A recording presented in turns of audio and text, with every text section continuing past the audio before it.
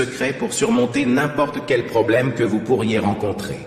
La pratique que nous partageons aujourd'hui est une prière spéciale basée sur 4 rakats, accompagnée de la récitation de la sourate Al-Ikhlas 100 fois. Cette prière vous permettra d'attirer les bénédictions divines et de trouver rapidement des solutions à vos difficultés. Suivez attentivement les instructions pour obtenir les résultats souhaités.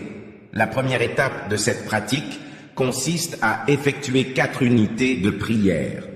Une prière spéciale, basée sur 4 rakats, vous permettra d'attirer les bénédictions divines et de trouver des solutions à vos difficultés. Étape 1. Les 4 rakats. Dans un état de pureté, commencez par accomplir 4 rakats de prière avec un seul salam. Suivez le schéma suivant. Pour la première rakat, récitez la sourate Al-Fatiha une fois, suivie de la récitation de sourate Al-Ikhlas 10 fois. Pour la deuxième rakat, récitez la sourate Al-Fatiha une fois, suivie de la récitation de sourate Al-Ikhlas 20 fois. Après avoir accompli ces 2 rakats, effectuez le tashahhud sans faire le salam.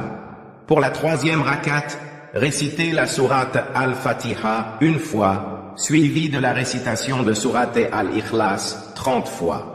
Pour la quatrième rakat, récitez la sourate Al-Fatiha une fois, suivie de la récitation de sourate Al-Ikhlas 40 fois. Une fois que vous atteignez la dernière prosternation, sujud, de la quatrième raka, maintenez cette position et exprimez vos vœux sincères. Ne retenez rien, partagez ouvertement vos besoins les plus profonds avec Allah, avec humilité et sincérité. Rappelons-nous que Allah est conscient des secrets de nos cœurs et répond avec bienveillance à ceux qui l'invoquent avec une foi profonde. Ayez confiance que vos prières seront entendues et que les réponses vous parviendront. Ensuite, relevez-vous du sujud pour conclure la prière en faisant le salam. Étape 2. Les invocations supplémentaires. Après avoir accompli ces 4 rakats, passons à la deuxième partie de ce secret. Les invocations supplémentaires. Pendant cette étape, assurez-vous de ne pas être interrompu par quelqu'un, car elle est destinée à être une connexion intime entre vous et Allah. Nous allons adresser une demande sincère à Allah afin d'obtenir son pardon pour nos erreurs, nos fautes et nos péchés. Pour cela, répétons « Astaghfirullah » à 100 reprises.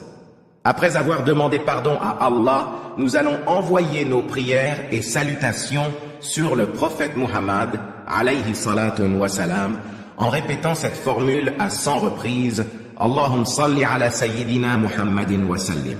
Après avoir demandé pardon à Allah